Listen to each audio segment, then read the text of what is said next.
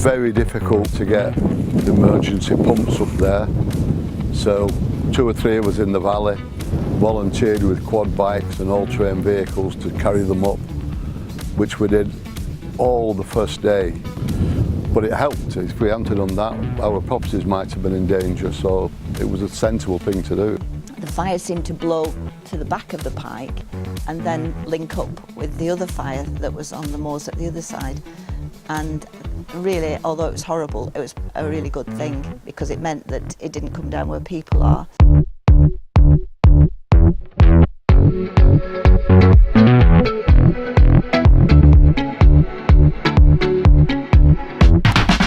On the Saturday of that week, I was travelling back down to Winter Hill, and I noticed that the conditions were significantly worse than what I'd witnessed on the previous 2 days. Both the volume and the colour of the smoke was much more aggressive than it had been in the last 48 hours. What actually happened is, due to a change in wind conditions, there was a very rapidly developing fire front from the Manchester fire over the top of Winter Hill, which essentially connected 2 moorland fires into one large moorland fire.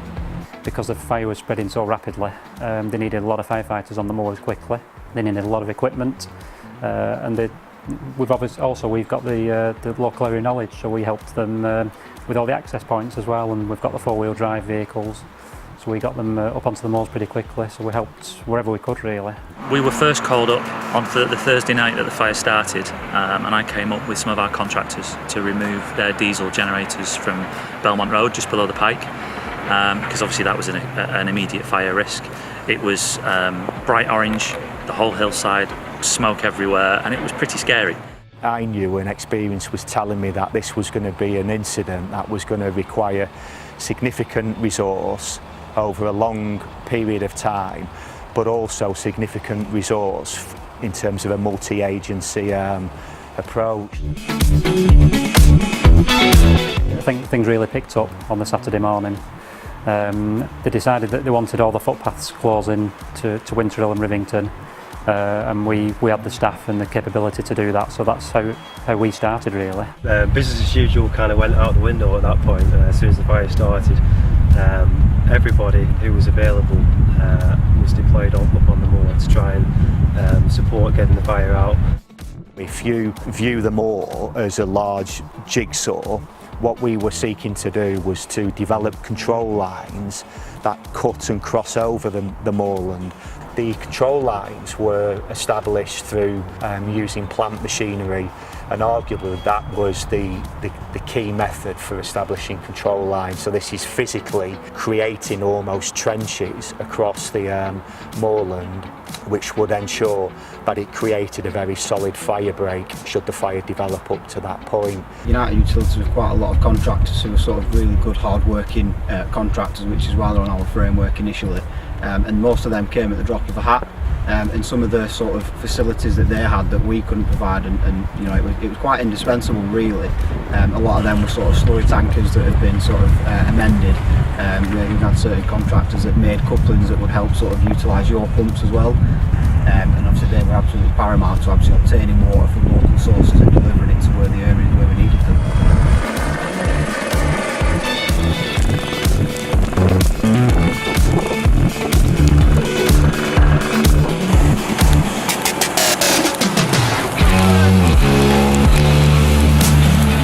Second week, third week, fourth week, we still had fire engines here 24 hours a day.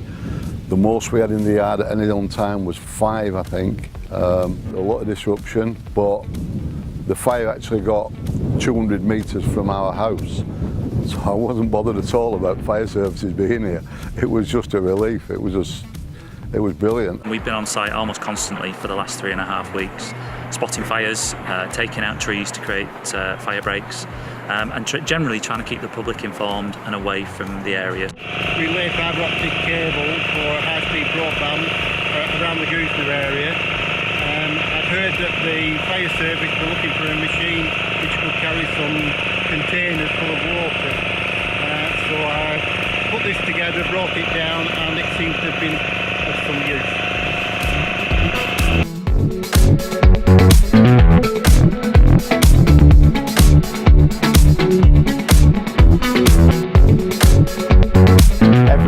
everyone who was involved in Winter Hill worked extremely hard.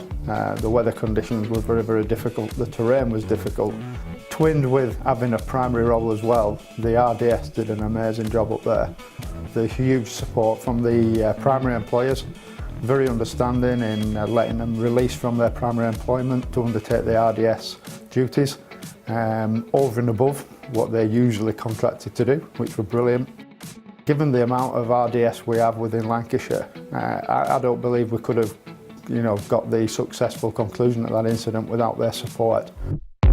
For me personally, I've been in Lancashire Fire and Rescue Service for 27 years, and probably this will be one of the most challenging incidents that I've had to deal with, but at the same time probably one of the most proudest incidents that I've overseen in the role of an incident commander. I think, incredible thanks and respect to firefighters, not just within Lancashire, and those firefighters and officers did a first-class job and should be very proud of what they've achieved. And equally, that thanks extends to external partners as well. We could not have resolved this incident without developing a true multi-agency way of working.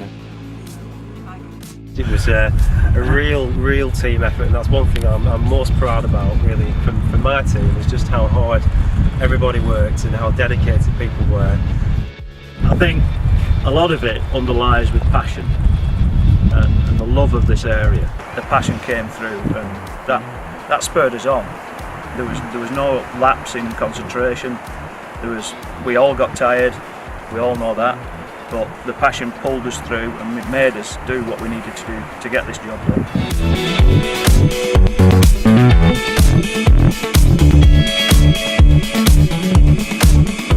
I feel quite humbled really by the generosity of members of the public, and I've never experienced anything on this scale in the time that I've been within the service, and the impact that has both for firefighters and other partner agencies working on the moors is to raise and to lift morale, and actually, all staff involved were acutely aware that the public were hugely supportive and appreciative of their efforts.